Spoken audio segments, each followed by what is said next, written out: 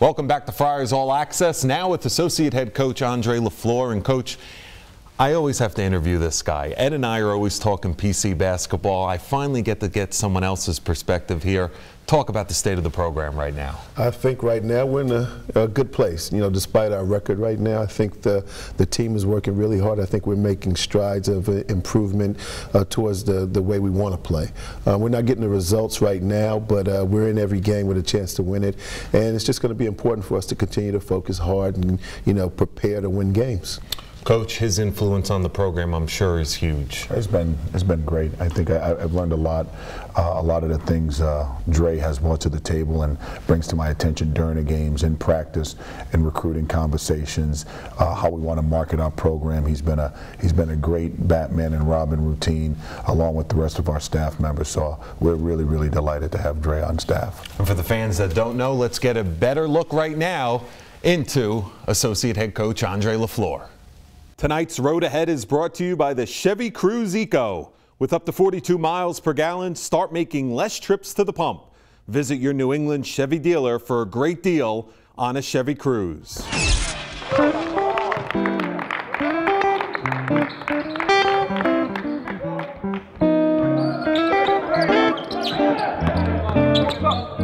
I think it's an exciting time in college basketball right now. The opportunity to come here and help to build, you know, with a great staff, with a great young coach who's bright and really smart and really motivated and a great communicator. I thought it was an opportunity that I definitely couldn't pass up. Well, I started playing basketball at a very young age, and obviously I fell in love with the sport. I was fortunate enough to get drafted by the Houston Rockets in 1987. Finished my college career as the all-time assist leader, NCAA assist leader, and had a nice career overseas in Australia. I played in Hong Kong and Singapore. I kind of caught the coaching bug in Australia when I was in Sydney. I came back in 2001, right after the Olympics in Sydney, and I was able to become the basketball director of basketball operations at UConn. He's got knowledge, he knows the game well, you know, he's came from UConn, so it's a winning program. So I think he brings the winning side to Providence.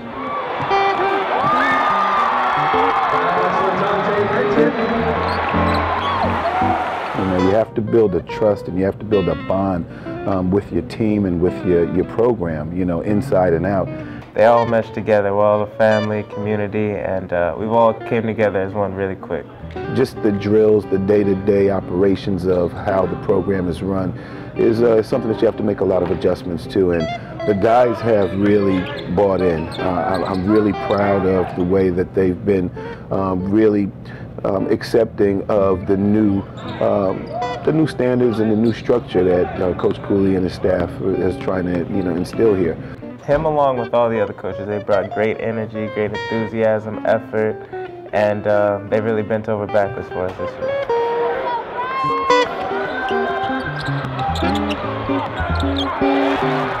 I think the first practice was a little bit eye-opening to me with just getting through some drills.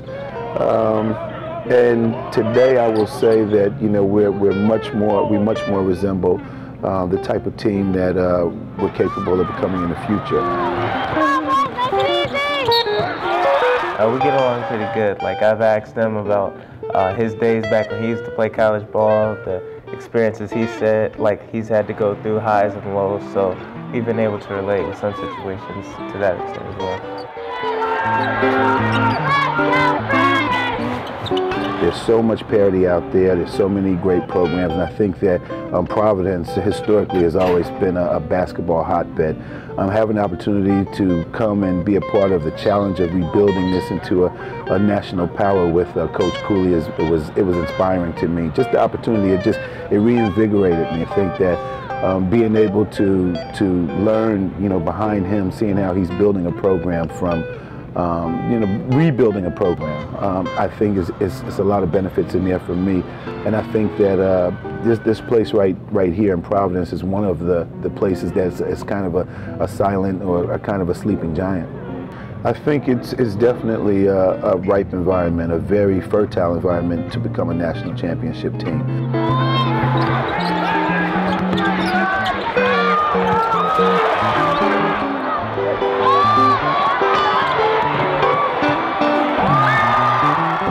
come first. It's a process. We want to become the best team in the state, the best team in New England, and then the best team in the region, and then the best team in the country. And that's a process. And then, like I said, it starts with the structure that you have to, in place day to day.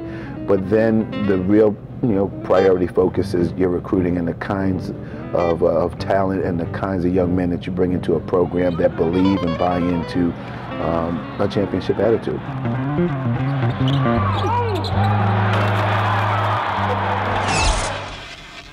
Welcome back. And Coach, now we know why you came, why you believe in Ed Cooley and your background, but let's really dive into what you do on a daily basis, working with the players one-on-one, particularly the perimeter players.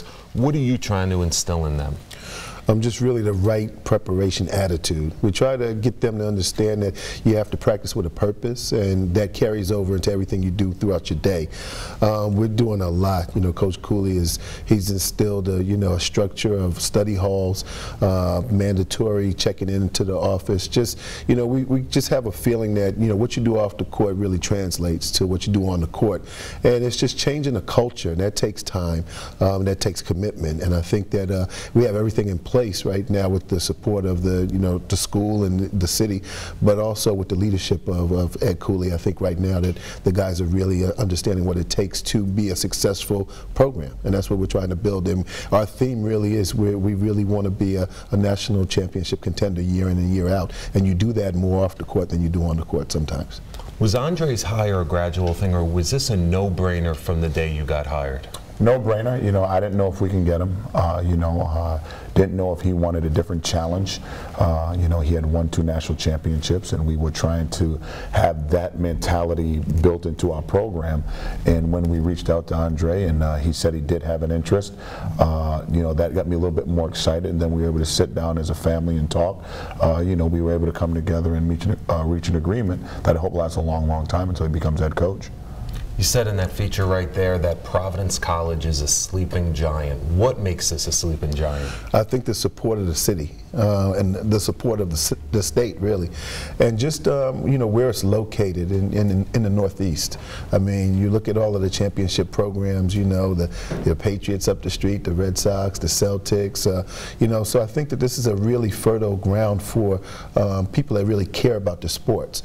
And when you care about the sports, it gives you a certain pride and a place to really, to want to be motivated to succeed at. And I think that, with the success that's already been here before, it's just a matter of time before you get right back there.